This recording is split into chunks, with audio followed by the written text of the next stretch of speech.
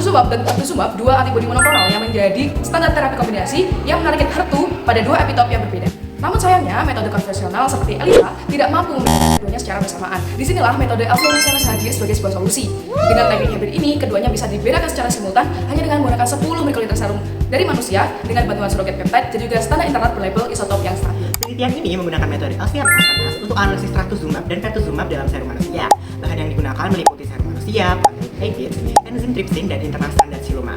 Prosedur ini dilakukan dengan mengambil 10 mikrosampel serum, dilanjutkan dengan purifikasi menggunakan protein EBIT, kemudian dilakukan reduksi, alkilasi, pencernaan tripsin untuk menghasilkan peptida yang spesifik. Selanjutnya, dianalisis menggunakan LC-MS dengan teknik multiple reaction monitoring, serta divalidasi berdasarkan pedoman FDA dan EMA dengan parameter selektivitas, linearitas, akurasi, presisi, dan juga sensitivitas.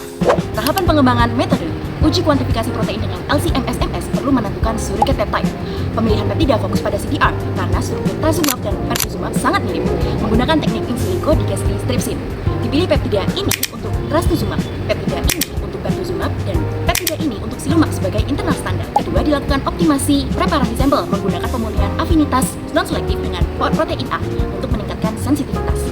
Ketiga, proses digestistripsin dioptimalkan dari segi jumlah tripsin, waktu inkubasi, suhu, tahapan reduksi, dan alkilasi sehingga menghasilkan recovery yang sangat baik. Secara keseluruhan, metode ini memiliki throughput yang cukup tinggi, yaitu sekitar 120 sampel per hari. Tahapan validasi metode. Hasil menunjukkan metode ini memiliki selektivitas yang baik, di mana tidak ada peak interference pada waktu retensi peptida trastuzumab dan silumab. Terdapat sedikit interference pada peptida pertuzumab, namun masih dalam batas yang dapat diterima. Sensitivitas atau nilai LLOQ sebesar ini untuk trastuzumab dan ini untuk pertuzumab. Rentang linearitas luas dengan koefisien korelasi di atas ini untuk trastuzumab dan di atas ini untuk pertuzumab. Akurasi dan presisi memenuhi kriteria validasi dengan deviasi dalam batas sekitar 20%. Interferensi antar analit tidak ditemukan. Recovery afinitas protein A masuk kriteria dengan variasi recovery sebesar ini untuk trastuzumab dan ini untuk pertuzumab. Karena itu, peneliti melakukan suatu trade trial di mana metode ini diaplikasikan pada studi uji klinis tahap 2. 670 sampel serum dianalisis dari sekitar 40 pasien kanker esofagus, di mana ini dilakukan untuk mengukur kadar pertuzumab dan trastuzumab. Dari hasil tersebut, diperoleh bahwa konsentrasi kedua obat berada dalam rentang yang pengukuran metode yang sangat baik, mulai dari di bawah batas kuantifikasi hingga mencapai kadar tertinggi yang masih dapat terukur dengan baik. Untuk hasil kalibrasi maupun sampel kontrol atau QC, nilai akurasi dan presisinya diperoleh berada dalam rentang yang sangat baik, sehingga dikatakan metode ini mampu memberikan hasil yang mendekati nilai sebenarnya dan dinilai konsisten serta reproduksi. Nah, dari data tersebut juga diperoleh parameter farmakokinetika. Rata-rata nilai Cmin dan Cmax untuk masing-masing obat yaitu trastuzumab sendiri sekitar 38,4 dan 108,9 mikrogram per mili, sedangkan untuk pertuzumab sendiri masing-masing sekitar 89,5 dan 292,3 mikrogram per mili.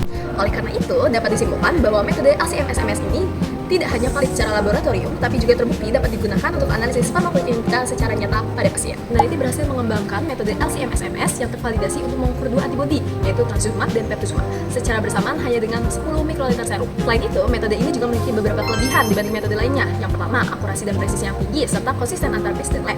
Kedua, memiliki kemampuan transfer yang lebih baik ke berbagai matriks dan spesies, dan tidak bergantung pada reagen yang spesifik.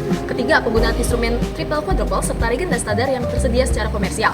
4, sensitivitas tinggi dan rentangnya luas. 5, volume sampel yang kecil. Dan 6, throughput yang cukup tinggi. Akan tetapi, metode ini juga punya beberapa keterbatasan. Yang pertama adalah potensi interferensi atau cross analyte, di mana saat konsentrasi trastuzumabnya rendah dan pertuzumabnya yang sangat tinggi.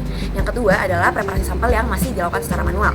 Dan yang ketiga adalah sensitivitasnya masih bisa ditingkatkan, yaitu dengan perpanjangan waktu inkubasi dengan protein A atau optimasi tahap ekstraksi. Batas kuantifikasi dari metode ini juga sudah memadai untuk kebutuhan klinis, bahkan masih bisa mengukur hingga 10 kali di atas batas melalui pengecekan.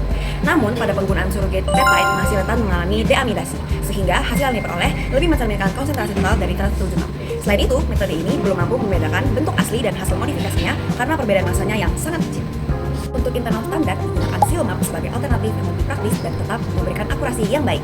Jadi, metode LC-MS ini terbukti valid, efisien, dan mampu mengukur dua antibodi sekaligus hanya dari 10 mikroliter sampel, serta berpotensi untuk dikembangkan lebih lanjut dalam analisis kombinasi antibodi lainnya.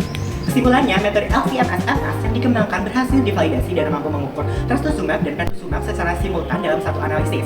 Metode ini memiliki keunggulan berupa sensitivitas yang tinggi, kebutuhan sampel yang kecil, dan efisiensi waktu, sehingga cocok untuk studi farmakokinetik klinis.